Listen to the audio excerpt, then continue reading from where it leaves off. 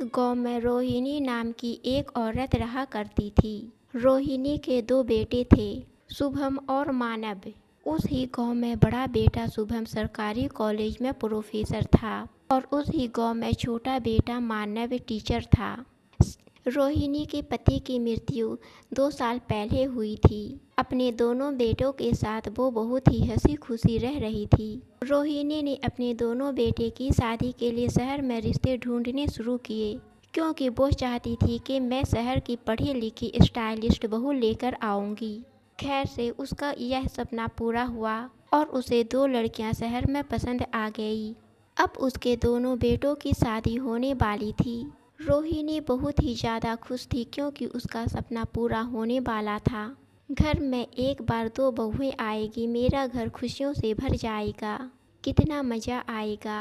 रोहिणी को तो यह पता था ही नहीं कि यह खुशी नहीं बल्कि दुखों का पहाड़ दरवाजे पर आने वाली है। रोहिणी ने अपने दोनों बेटे के लिए खुद ही लड़की पसंद कर ली। उसकी दोनों होने वाली बहुएं शहर की थी, इसलिए रोहिणी ताने मार कर पड़ोसियों से कहती थी, मैं तो अपनी बहू शहर से ला रही हूँ, देख लेना कितनी सुंदर है मेरी दोनों बहुएं। जरा सावधान रहना रोहिणी दीदी, यह कलयुग है, कलयुग, ऊपर से शहरी लड़की, घर में आते ही कहीं कलेश ना शुरू कर दे। रोहिणी की पड़ोसन निशा बोली, अरे नहीं नहीं, ऐसा कुछ नहीं होगा, लड़कियां बहुत ही अच्छी है, मैंने खुद ही पता लगाया है, और घर में छोटे छोटे कलेश से तो होते ही रहते हैं, उसमें क्या है। धीरे धीरे शादी के दिन नज़दीक आ गए। रोहिणी के दोनों बेटे शुभम और मानव की शादी हो गई। अगले दिन बड़ा बेटा मानव अपनी पत्नी सपना को लेकर घर आया। रोहिणी ने जल्दी से पूजा की थाली सजाई और लेकर गई। सपना बहू अंदर आओ, आने में कोई तकलीफ तो नहीं हुई? नहीं माँ जी, यह बोलकर सपना ने रोहिणी के पैर छुए। रोहिणी बहुत ही खुश हुई, वाह बहू के कितने अच्छे संस्कार हैं, तुम शहरी लड़की होकर भी पैर छूती हो। क्यों नहीं माँ जी, बुजुर्गों के पैर छूने से शांति मिलती है। रोहिणी बोली, वाह वाह, क्या उच्च विचार है तुम्हारे। रोहिणी अपनी बड़ी बहू की बहुत ही ज़्यादा तारीफ कर रही थी और पास में आरती की थाली रख कर इंतजार कर रही थी कि छोटी बहू भी आ जाए तो दोनों बहू की आरती साथ में उतारूंगी। तभी उसका छोटा बेटा शुभम अपनी पत्नी पायल को लेकर आ गया। पायल बोली, माँ जी प्रणाम। रोहिणी खुश होकर उठी और कहने लगी, वाह मेरी छोटी बहू भी आ गई। सर पर हाथ रख कर बोली, जीती रहू बहू। तभी बड़ी बहू सपना बोली, पायल तू। पायल बोली, सपना तू इस घर में क्या कर रही है। सपना बोली, मैं इस घर की बड़ी बहू हूँ। पायल बोली, मैं भी इस घर की छोटी बहू हूँ। सपना बोली, क्या तू मेरी देवरानी नहीं, यह नहीं हो सकता, तेरे साथ मैं एक पल भी नहीं रहना चाहती। पायल बोली, चल चल, तेरे साथ कौन रहना चाहता है। इन दोनों को ऐसे झगड़ते देखकर रोहिणी, मानव और शुभम हैरान हो गए। रोहिणी बोली, क्या बहू तुम दोनों एक दूसरे को पहचानती हो। पायल बोली, यह मेरे कॉलेज में थी, 1 नंबर की चुड़ैल है। सपना बोली, हाँ तू है चुड़ैल, कॉलेज में 200 लड़कों के साथ घूमती थी और यहाँ आकर अच्छी बहू बनने का नाटक कर रही है। पायल बोली, अरे जा जा, तू तो 1000 लड़कों के साथ घूमती थी चुड़ैल कहीं की। दोनों घर के बाहर ही खड़ी होकर यह सब करने लगी और फिर धीरे धीरे बाहर पड़ोसियों की भीड़ जमा हो गई।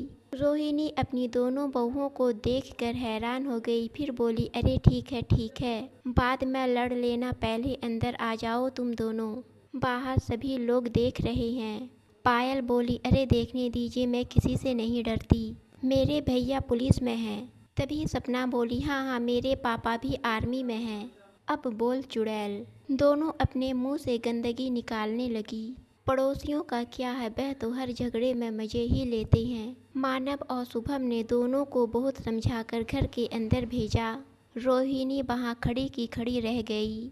एक पड़ोसी ने उसे टोंट मारकर कहा, रोहिणी दीदी, घर में नई बहू मुबारक हो। उनके दोनों बेटे अपनी अपनी पत्नी को अपने कमरे में रखकर अपनी माँ के पास आए।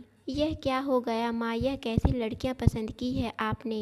माँ, पड़ोसियों के सामने तो नाक कट गई हमारी। बहू के आते ही घर में कलेश शुरू हो गए।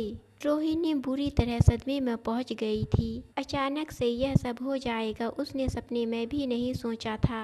बेटा, मुझे कैसे पता होगा कि यह दोनों पहले से एक दूसरे को पहचानती है और आपस में दोनों एक दूसरे की दुश्मन हैं। पहले मुझे पता होता तो मैं थोड़ी न तुम दोनों की शादी इन दोनों लड़कियों से करवाती। ठीक है माँ, लेकिन अब आगे क्या होगा? मुझे कुछ नहीं पता बेटे, मुझे कुछ नहीं पता। अब तुम दोनों संभालो अपनी अपनी पत्नी को। लेकिन जब दो दुश्मन आपस में लड़ने के लिए उत्सुक हो तो उन्हें कौन शांत कर सकता है? वो तो लड़ेंगे ही ना। पायल और सपना तो बरसों की दुश्मन थी। अब यहाँ आकर उन दोनों को लड़ने का मौका मिल गया। सपना किचन में गई तो पीछे पीछे पायल भी चली गई। पायल बोली, चल हट, मुझे यहाँ खाना बनाना है। सपना बोली, मैं किचन में पहले आई हूँ और मैं तेरी जेठानी हूँ। पायल, मुझसे आराम से बात कर, नहीं तो। पायल कड़कते हुए आवाज़ में बोली, नहीं तो क्या करेगी? मारेगी मुझे गंजी। मुझे गंजी क्यों बोली? हाँ गंजी, तू तो कॉलेज में गंजी ही थी। यह तेरे नकली बाल हैं। यह सुनकर रोहिणी भी वहाँ आ गई। रोहिणी को सुना सुना कर पायल कहने लगी, माँ जी, यह इसके नकली बाल हैं। रोहिणी बोली, नकली बाल? लेकिन सपना ने तो बोला था। पायल बोली, आप इस झूठी पर विश्वास मत कीजिए माँ जी। इसके दांत नकली हैं, सामने के दोनों दांत नकली हैं। पायल बोली, झूठ मत बोल सपना, नहीं तो मैं तेरे दोनों दांत तोड़ दूंगी। रोहिणी अपनी दोनों बहुओं का सिचुएशन संभालने की कोशिश करने लगी। अरे अरे, यह क्या कर रही हो तुम दोनों? शांत हो जाओ। लेकिन यह दोनों तो शांत होने के मूड में थी ही नहीं। इस तरह अब घर में हर रोज दोनों झगड़ने लगी। छोटी छोटी बात पर दोनों में हाथापाई होने लगी और आसपास के लोग घर में झांक झांक कर मजे लेने लगे।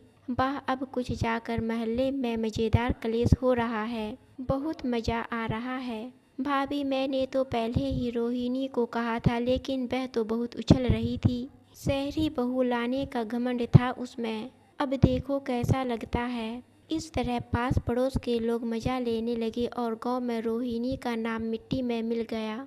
ऐसे ही दिन बीत रहे थे। एक दिन पायल और सपना के बीच जबरदस्त हाथापाई होने लगी। मानव और शुभम घर पर नहीं थे, इसलिए रोहिणी झगड़ा रोकने के लिए उन दोनों के पास आई और डंडा रोहिणी के सर पर लग गया। रोहिणी जमीन पर गिर गई और उसकी आंखें बंद हो गई। माँ जी क्या हुआ आपको? दोनों बहुएं चिल्लाने लगी। माँ जी को अस्पताल ले जाना होगा। दोनों बहुएं रोहिणी को उठाकर अस्पताल ले गई। रोहिणी को दिल का दौरा आया था, लेकिन डॉक्टर ने रोहिणी को बचा लिया। पायल और सपना रोने लगी। दोनों ने अपने अपने पति को फोन मिलाया। शुभम और मानव भी जल्दी से अस्पताल पहुंच गए। डॉक्टर ने कहा अगर थोड़ा सा लेट हो जाता तो कुछ भी हो सकता था। खैर से रोहिणी पूरी ठीक हो गई। शुभम, पायल, मानव, सपना चारों मिलकर रोहिणी से मिलने गए। माँ जी, मुझे माफ़ कर दीजिए। मेरी वजह से आज आपकी यह हालत हुई है। सपना बोली, नहीं मेरी वजह से, मैं गुनहगार हूँ। पायल बोली, नहीं मैं हूँ। अरे अब इस बात को लेकर आपस में झगड़ना शुरू मत करो। नहीं माँ जी, हम दोनों वादा करते हैं अब झगड़ा नहीं करेंगे। रोहिणी के दिल के दौरे ने सब कुछ बदल दिया। दोनों बहुओं को अकल आई। अब वो दोनों अच्छे से जेठानी और देवरानी की तरह रहने लगी। पड़ोसियों के मुंह पर चूना लग गया। अब रोहिणी के घर में कलेश होने बंद हो गए। इसके बाद सभी लोग खुशी खुशी रहने लगे। दोस्तों, आपको कहानी पसंद आई तो चैनल को सब्सक्राइब और वीडियो को लाइक ज़रूर करें।